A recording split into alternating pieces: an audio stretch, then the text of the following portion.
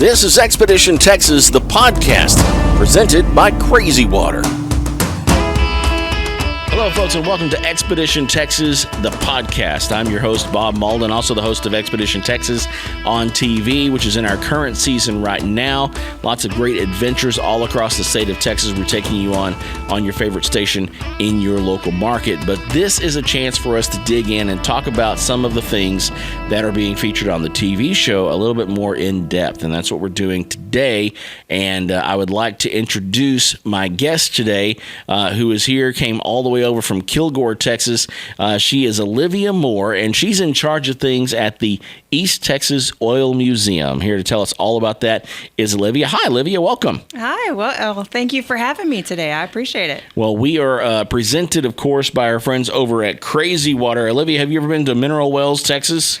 I am embarrassed to say I have not. You have to plan a trip. You have to go by the famous water company and pick up some Crazy Water. I've got my number 4 here, which I'm already almost halfway finished with here. I'm getting all my minerals here today with number 4. You have picked out number 2 here, which this is going to be about like your average everyday spring water. So this has got a lower mineral content. So I think you're going to enjoy that there. We had it nice and chilled for you before you got here. And now we get to chill and talk about the Oilfield in East Texas, which is a huge part of the history of East Texas and things that have happened ever since oil was discovered in East Texas can all kind of trace back to that one moment in time when things sort of started here. And we actually have an episode with you that's coming up that's going to air this season where we explore it's 2 episodes.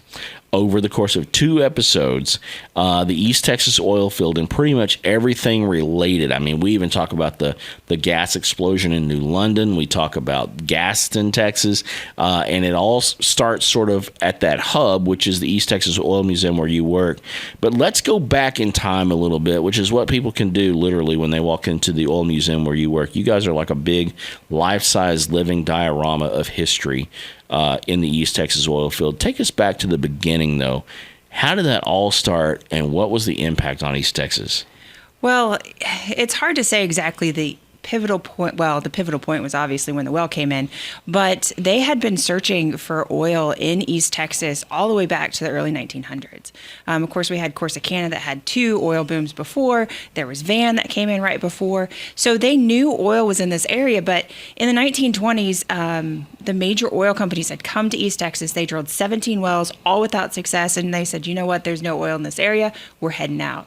Well, there was this guy, Dad Joyner from Oklahoma, that came down. He got some lease land, and then he started drilling. And first he came down, got the leases, started, stopped, left, went back to Oklahoma, came back, then he went again. So in 1926, he drilled the first one without success. They got the drill, or they got down to 1,100 feet, got the drill bit stuck. And they said, all right, we got to go out. We got to find more capital. We got to come back a second time. So that second time they started, and they got down to about 2,500 feet and ran out of money.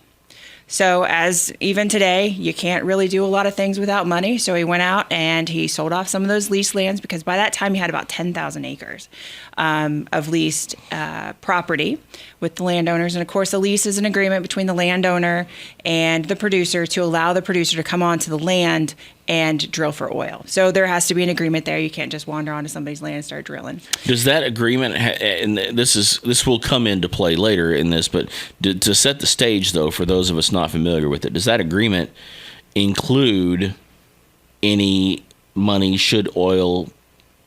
Okay.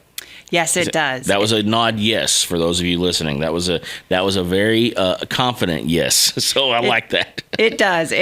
And depending on what that contract says, just like with any contract, there's different variables to it. Most of the contracts during the 1920s and into the 1930s had about 12.5% royalty for anything that was produced out of the land. So that comes in play to a lot of the farmers, who skipping ahead a little bit here in the book, but there were a lot of farmers and large landowners that did become very wealthy because of those leases that allowed them to earn royalties off of the production of oil from their land. All right, fair enough. But so that was the second time. So he went out and he got some more money and he sold shares to a lot of different folks. And they came back and they drilled the number 3. Now, the number 3 started in May of 1929, and it didn't actually come in until October 3rd, 1930. So it wasn't a fast process, but they got down to 3,600 feet. The oil came in. Everybody was super excited. It was the first well in the East Texas oil field. So I imagine that, and you're talking about a pretty long period of time here, that it took over a year, I guess, to get.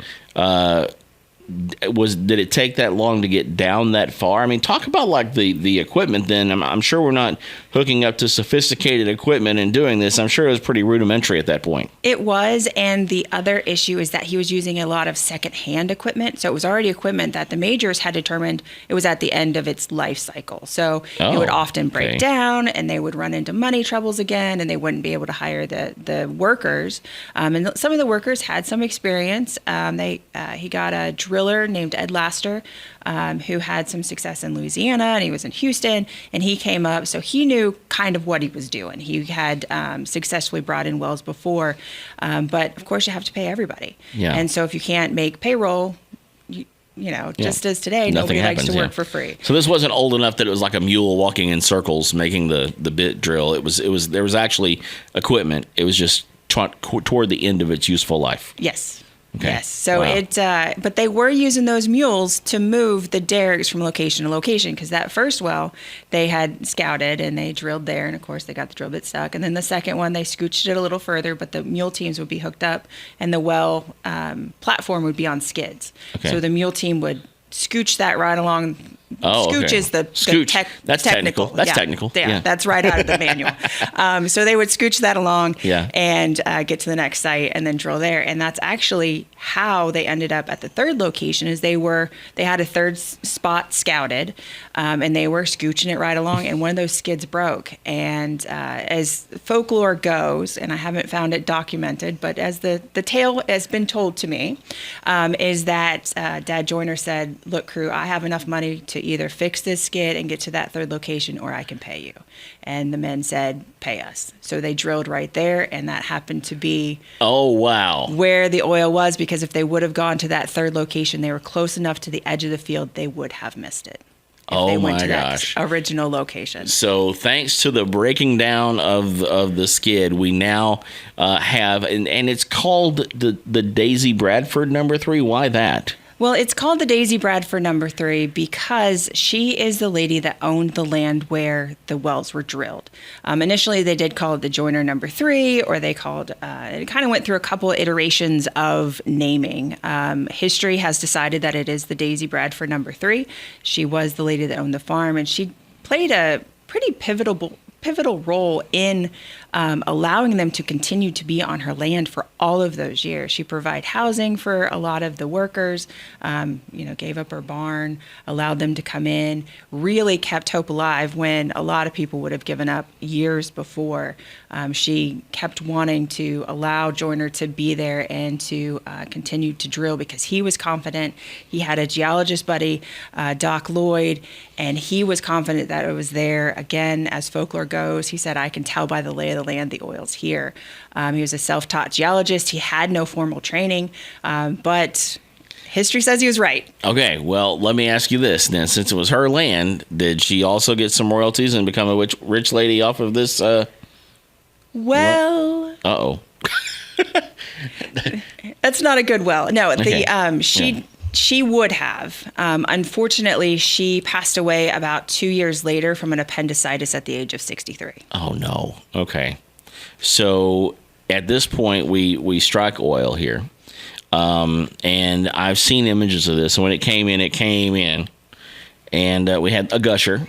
We did. Right? And so what happened to the area around that well immediately? I mean, we're talking days after that happened. Well, of course, everybody came from all over. They knew on September 5th the well was going to come in. That's when they got oil sand. They knew the well was going to come in. They were waiting till the right time to break through and for that gusher. So when you see some of the historic photos, you'll see all of these cars lined up, and it says, the day that it came in. And I always wondered, how did everybody know? Like, if it's a working thing and like these aren't timed out, and like how is everybody there? It was because it was planned. Okay, so I guess I thought that it was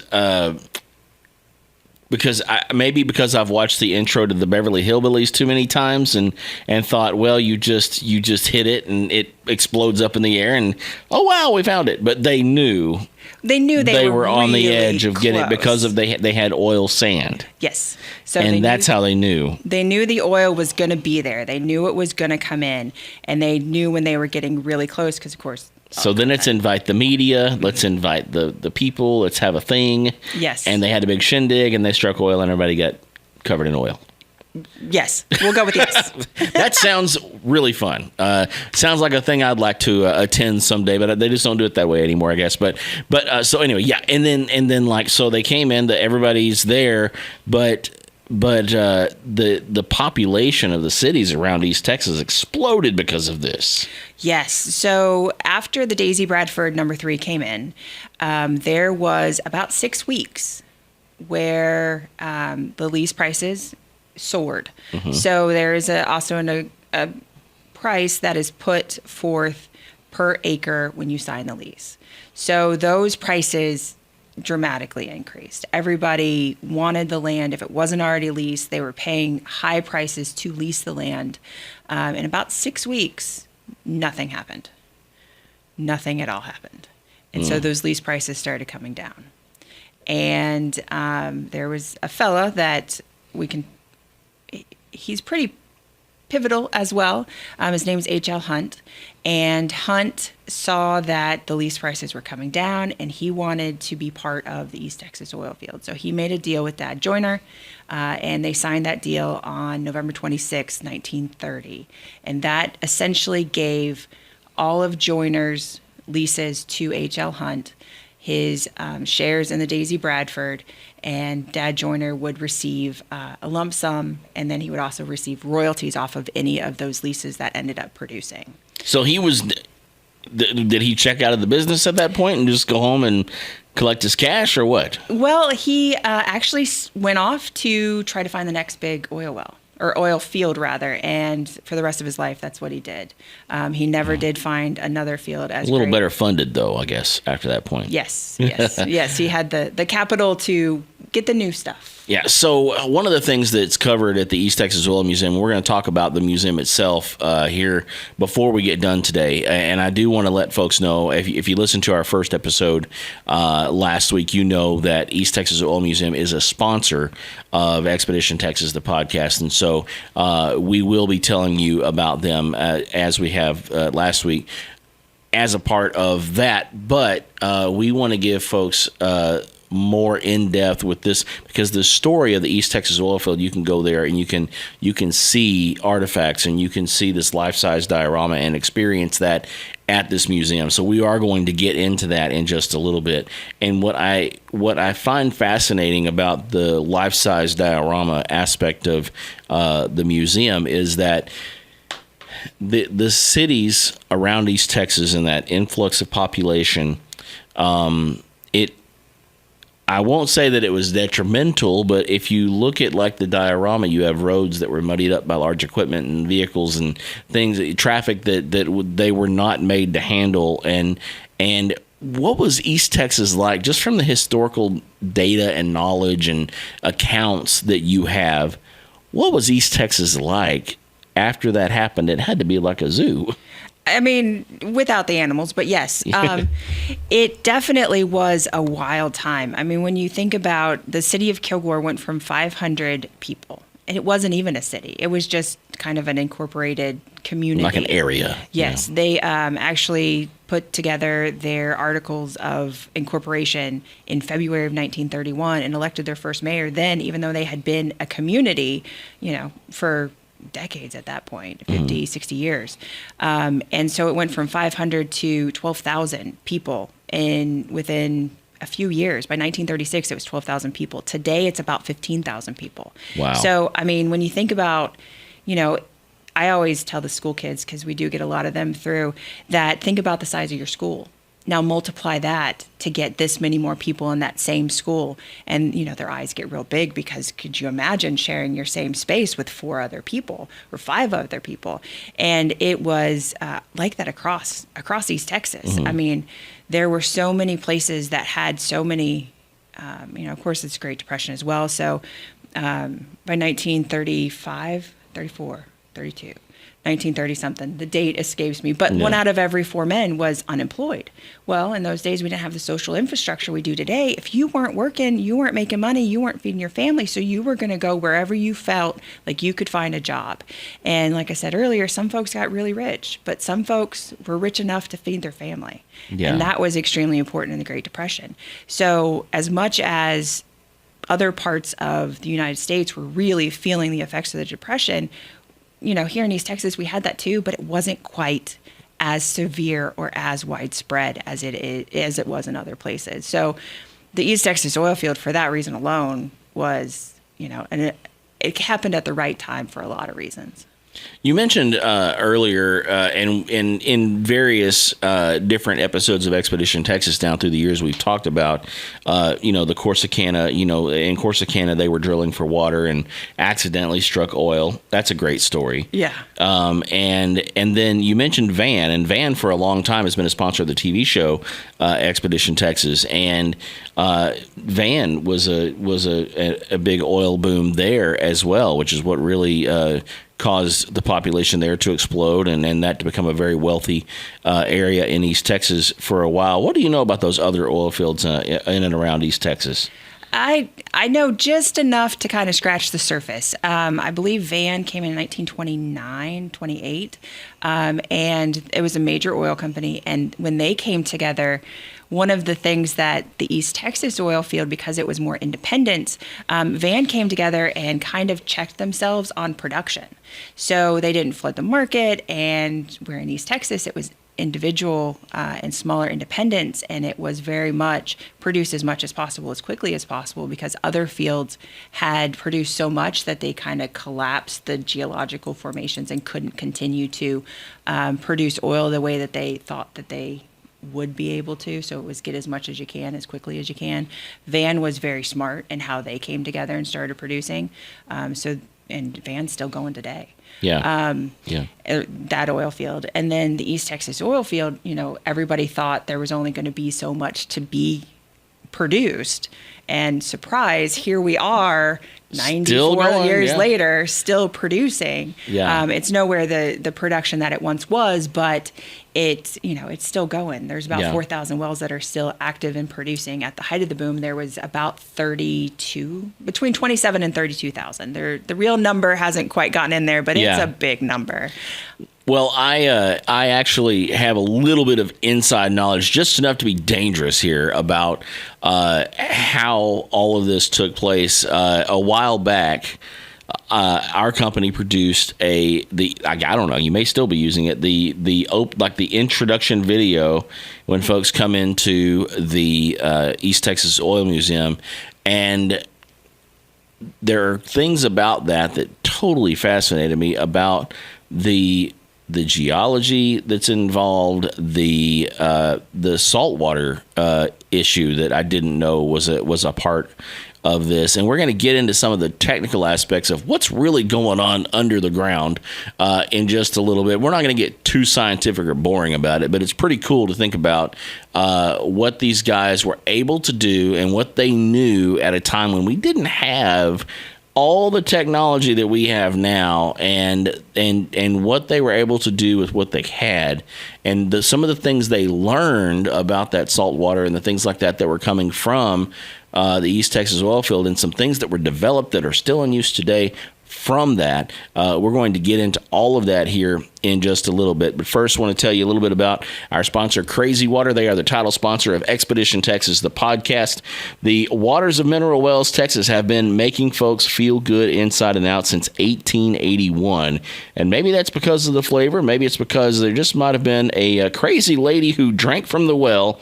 The great story of the Crazy Crazy Water Lady in Mineral Wells. You'll have to check that out sometime. But yeah, either way, you'd be crazy not to drink it. Crazy Water number 4 is my jam. And of course, you can get from the different wells, different mineral content around Mineral Wells. But be sure to go to your local Brookshire store, HEB, Kroger, and so many others and pick up Crazy Water. And make sure to plan a trip out to Mineral Wells and pick up a case of Crazy Water, or just fill your own water bottle straight from the wells there in Mineral Wells at the Famous Water Company. And while you're there, be sure to plan enough time to stop by the Crazy Water Bathhouse and experience the mineral waters of Mineral Wells in the way that folks used to travel from all over the world to do in Mineral Wells. It's Crazy Water, and they are a sponsor here on Expedition Texas, the podcast. And of course, we are also sponsored by the East Texas Oil Museum, and we are talking to Olivia Moore here, and since she's here in person, we're going to let Olivia tell you all about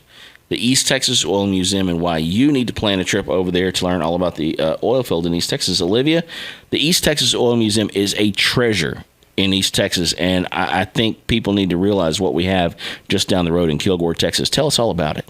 Well, the East Texas Oil Museum is a spot where you can learn about local history, you can learn about our sciences and geologies, but you can really learn about the people that lived in the 1930s, the men and women who toiled in the soil and brought the East Texas oil field in and changed the lives of everybody in this region from then forward. The first well came in 1930, and we are still experiencing what the effects of that well have been for East Texas. The East Texas Oil Museum has Boomtown, USA, which is a time warp back into 1930s. You can see the muddy streets. You can walk into the general store. You can hear a lively tune in the drugstore. It is one of those things that you need to see in person to truly appreciate what those men and women lived through and what their lives created for us today. I like to call it a life-size diorama when you say Boomtown, USA, because it is really like you're walking into, almost a movie set, because it's, you have the functioning general store, you have animatronics and things like that. It's really a treasure in East Texas. If you haven't seen it, you need to make sure that you make time to go see it. Tell us about hours and cost. We are open. We now have new hours, actually. We're open Monday through Saturday from 9 a.m. until 5 p.m. with last entry in at 4 p.m. just to make sure that everybody that comes does have at least an hour to experience the museum. We've had a lot of folks that came in and thought it was a 20-minute experience and arrived in Boomtown, USA and said, we've made a mistake. Yeah, you're going to want to plan some time there. Yes. And cost is $10 for adults. We do offer 10% military, veteran, and senior discount, and then children up to the age of 11 are $7, and 2 and under are no charge. We do offer special group rates. So if you want to bring a whole busload of folks through, we'd love to have you. We do offer guided tours for those folks as well. Just give us a call. It is very popular among schools for field trips too, right? Yes, it is. We book up pretty quick for April and May. Last year, we had approximately about 5,000 students come through the museum and learn all about their East Texas heritage and a little bit about the science piece as well. Okay, let's talk about that science piece here, because that's one of the things that in doing the video for the East Texas Oil Museum that really fascinated me is and thinking about the time in which these developments were made and these discoveries were made, that the things that they were able to learn. So explain to me the best you can, because this is not a visual format. We do have, of course, video that will be on the YouTube channel, but for the most part, people are listening to this. The best you can, how in the world do these guys know? And we're talking in the 1920s here. How do they know where to even start to look for oil?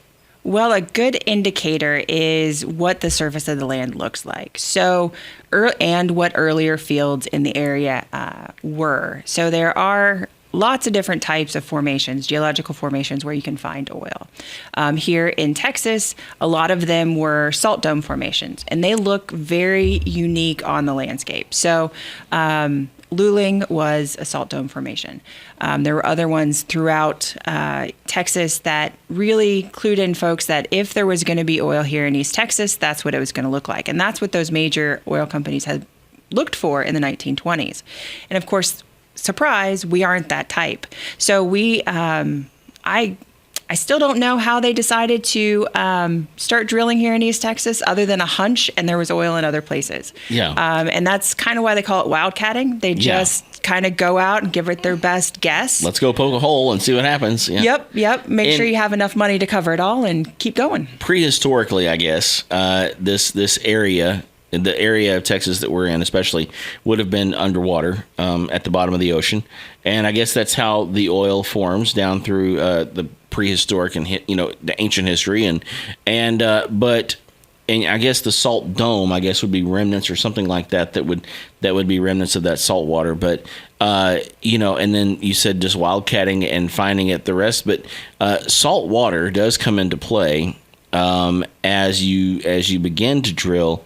Talk to me about the role that plays and how it was dealt with, because it originally ended up drilling and getting oil, producing these wells, ended up having a pretty major environmental impact there at the beginning. It did. So the type of formation that the East Texas oil field is called a pinch out trap. So I always tell the little kiddos, think about a crab claw and how a crab claw closes. Mm-hmm. So you have kind of the top layer of rock is flat, and then the bottom kind of curves off or angles off, just like a crab claw. Right. Okay. And so that is where the water floats the oil into that pinch. So if you have your hand, think about the top of your hand as the top part of the rocks, and the slide part is your thumb, where that lays.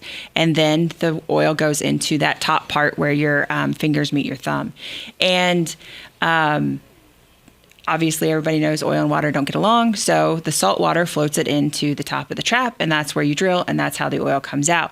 Now, we're lucky enough to be a water drive field, and the salt water comes from an aquifer over Dallas's way, and that's the part of the pinch that's open, and it gets refilled.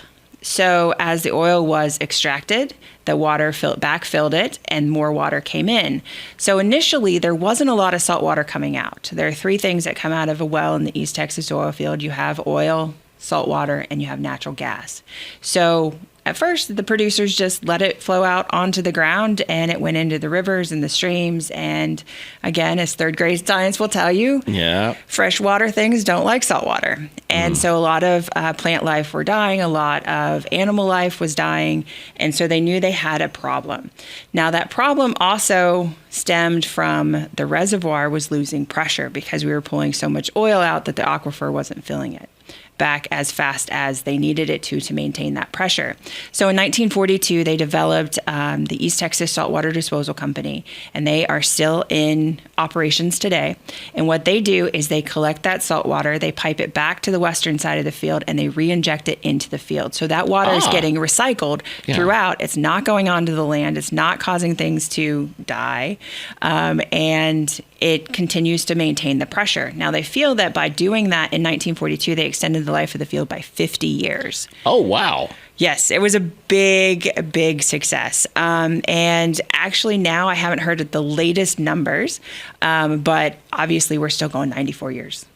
Okay, so what I don't think, and as you're telling me all of this, I'm thinking, this diagram that we used, that we're probably going to put up on the video side of this thing, of a little pocket in that pinch out area, like you're talking about, of oil and the salt water and its little space there, and it's all nice and neat and drawn out and colored and all of that.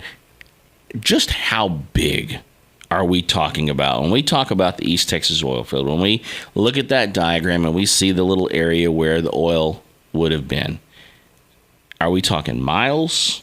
Are we talking a football field? How big is this thing? This thing was the world's largest oil field at the time of discovery. It is approximately 155,000 acres. Wow. 45 miles north to south, between 5 and 12 miles wide, depending on where you are north to south. It is a big boy. Whoa. Okay. So, and I guess, still producing after nearly 100 years, and still going, probably not as strong as it was, as you've already said. But And I know that now we see a lot of our friends and neighbors that are in the business, that are oil men or landmen or whatever they do in the oil field. They are heading out West Texas. A lot of folks are going out West Texas. What is it about West Texas that they're discovering or finding out that's made it so bustling now? Is there something different, a different kind of formation out there that is making it so attractive now? I mean, what's the deal out there? I think they have increased the ability to go deeper is the big piece, but they definitely have a lot of oil. The Permian Basin originally came in 1926. Don't catch me lying. But the Santa Rita #1, I believe, was the very first well in the Permian Basin. And it just continues to be, more pockets are being found. But the one thing that you said is a lot of our neighbors, a lot of the people here in East Texas are still in oil. And one of the reasons that we are so strong in oil is because a lot of the businesses started here in the 1930s. This is where their headquarters are because of the East Texas oil field. Do you know what this building was? I'm guessing it's oil related. It was Humble. Yeah. So one of their office buildings down along the way somewhere. It's not anymore. Obviously, there are still landmen that have offices in here, but not anything like what it used to be. But last week we talked to Henry Bell, and he was talking about this building and the beginnings of that. I don't think this was the first office, but it was an office building of theirs, one of theirs. But it's crazy to think about all the things that happened because of oil, and all the things that happen because of the oil in East Texas. And as a result of that, I want to talk to you a little bit now about, because I think it's fascinating how much you know about this subject. What's your background? How did you get into this? I don't know how far you want to go into that, but basically, I owned a company where I sold antiques and collectibles, and I got to the point where I would see these amazing objects and artifacts and pieces of history go into private collections, never to be seen again. And it would hurt my heart a little bit because I was like, these are things that the general public, that the public needs to see, needs to know, needs to read, needs to have access to. And I saw the position for the East Texas Oil Museum pop up, and I said, you know what? This is where I don't ever have to let this history go. Yeah. I can share this with every person that comes through the door.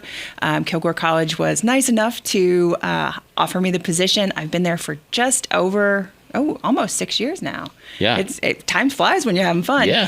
And I really wanted to learn as much as I could about the East Texas oil field, really dive in. So I decided I was go back to school. I got my master's in history with an emphasis in public history, so I can really break down all of the history pieces and aspects for our visitors, and so that they can understand and they can gain the appreciation and they can really know what it was like. I do have the great background or backdrop of Boomtown, USA, where I'm not pointing at a picture. I'm saying, walk into this store and let me tell you about it.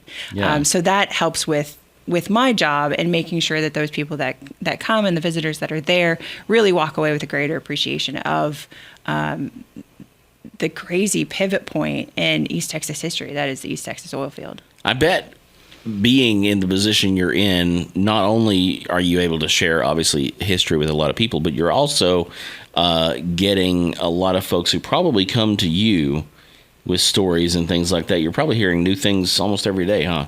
Yeah, and that is one of the best things, is because we've been there since 1980, so we'll have a lot of families that come back, or they grew up there. There was a fella today, came in from Jacksonville, Florida. He said, I was born in Kilgore. I was like, welcome back. This is your heritage. You might live in Florida today, but this is you. This is home. And he was super excited to come back and to visit the museum again. And it's really one of those things that there are the people that come back, and there are the stories, and there are the additional the additional information that we get. And sometimes it's just a little nugget of info that sends me down a bunny trail to uncover something that wasn't necessarily known before. And Kilgore College has done a great, they've done a great job of allowing me to dig those things up. We added the women of the East Texas oil boom, where it's, now we have an 8-minute video that spotlights 6 remarkable women of the boom, and Daisy Bradford is definitely in there, as well as several others. And, to bring different aspects, to bring different backgrounds and demographics, and really involve all the people that lived in the 1930s. We still have more work to do, but I'm very thankful that it's not a place that is stagnant. Something is always changing. Another story is being discovered. Another aspect is being shared of the East Texas oil boom. And I'm happy to be a part of it. That episode that we did with you, and we shot this nearly 2 years ago now, and I've been kind of waiting for the right time to air it, and it feels like now is the right time. So later on this season, that will air, and we on Expedition Texas, our show is not about the museums necessarily, even though we do spend a significant portion of the show giving people a glimpse of the museum. We don't want to show you all of it because we want you to go there. You need to go there. But in this episode, you were able to connect us with the places that, which is what the show is about, is the places. And for example, that Daisy Bradford well is still pumping. It is. And we saw it. We took folks there. It's no secret. It's marked. You can find it. Yeah. You can see and you can see the old photos at the museum and compare that to that happened on that piece of land. That well is still pumping and producing oil to this day, which is amazing to think about, and to think that you can go to that place and see, that is still happening there. And but there were some other places that you told us about. I want to touch on those a little bit. And these tie in, some of them loosely, but to that time, New London, and that story and our trip there, which is a part of that 2-part series that we're doing this season on Expedition Texas. New London grew as a result out of all of that, and then what happened there, the tragedy. Talk to me a little bit about New London and how it fits into the story here. So New London was in the field. It's a little bit south of Kilgore. It's about 15 minutes, so I think it's like 12 miles, something like that. Don't come for me if I have my geography wrong. But it's pretty close. And just as the Daisy Bradford, which is very close, it's about 5 miles from New London, perhaps, on the road, not as the crow flies. So everybody that came, Humble had a camp there. There was some other camps from oil companies, and so there were people that came, families that came, and of course you need a place to educate your children, and the oil money was there, and they built a beautiful school in 1932. And as I said earlier, one of the byproducts, or at that point it was seen as a byproduct, was natural gas. Now natural gas doesn't have a scent naturally. There is a scent, and if you are aware of what it is, you will know what it is, but it doesn't alarm you. You get a headache, you feel nauseous, those type of things. That's kind of what happens when you are around natural gas and don't know it. So in this school building that they built, they had a basement, and they ran the lines from the well that was on the school property into the school, and that's what they used to heat it. Well, in March of 1937, it's the day that has, marked East Texas for a lot of reasons. There was an explosion at 3:20, and it was a day when approximately 300 people perished at the explosion, because it was right at the end of the school day. Some of the buses had left at that point. Several of the grades weren't there because they were off in Henderson at I believe it was a UIL competition. And the 4th and 5th grade, if I'm remembering correctly, were most affected by the explosion. And immediately everybody showed up. They cleaned the rubble out very quickly. They found anybody that was injured. Mother Frances here in Tyler was scheduled to open the following day. They opened up early to handle the injured children and people. There were some officials coming from Austin for a meeting. There were a lot of children that their parents came, identified them, and took them, and they don't have a true number because of that. A lot of them were buried in a cemetery right there in New London. And as you go through that grave, there was all the same graveyard. As you go through, you'll see the same date on So many of those. Yeah. Many of the headstones. But the New London Museum, or the London Museum there in New London, is it's not only dedicated to that day, but it's also dedicated to the school and the history of the school. Now, it is a day that is the deadliest day in American school history. Yeah. One we hope will never be broken. Yeah. But there were positives that came from that day. One of them is the odorant in natural gas. Now, when there is a natural gas leak, you will know it because it smells like rotten eggs. Yes, that sulfur smell, kind of rotten egg smell. Yep. It is not a pleasant smell. You will identify it relatively quickly. You know something is wrong if you smell that smell. And that came from that because nobody knew or detected what was going on. They don't really know what set off the explosion. It wouldn't matter. Any number of things could have caused it. Yes. And it's because of that pocket of gas that collected beneath the school that happened. So, while that is sad history, there was it was another sad but a very effective way to learn that there are ways to prevent tragedies like that from happening again. On a lighter note, a much lighter note, actually, you sent us to another museum, the Gaston Museum, which they actually. That is right near a school that was prominent during that time. A lot of schools and businesses and things associated with bringing people to this area were prominent at that time.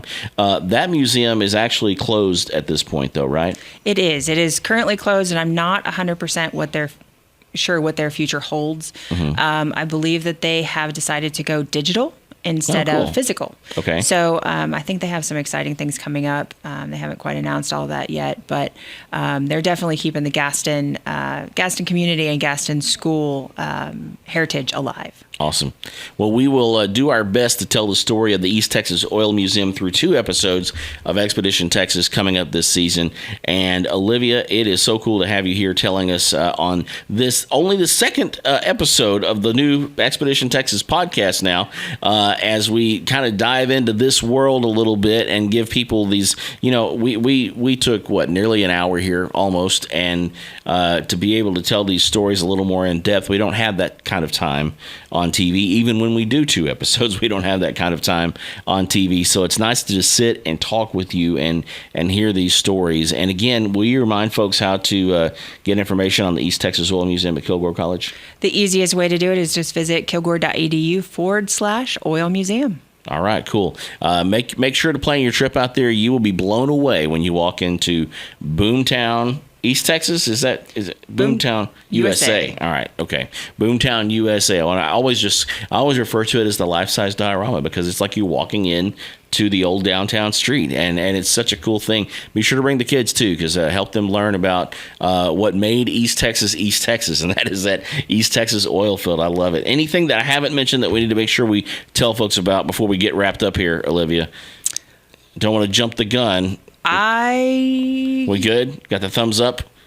Okay. Double thumbs up. Okay, double thumbs up, folks. We're good to go. All right, cool. Well, there you go. That is it. Our second podcast here, Expedition Texas, the podcast. We are here every week. We're digging in deeper on some lost history in Texas, and be sure to watch Expedition Texas. Check your local listings for showtimes on TV. And if you get a chance, I would love it if you would check out the book. It is Expedition Texas, Tales from the Road. These are behind-the-scenes stories and the stories of some of the greatest places we've been across Texas. You'll see on the cover of the book the old Bankhead Highway. At the top of the cover, you'll see the old the sunken ship, the SS Selma, and the stories of how we got to some of these places and how we found out about these places and how we went there and some of the people we met along the way.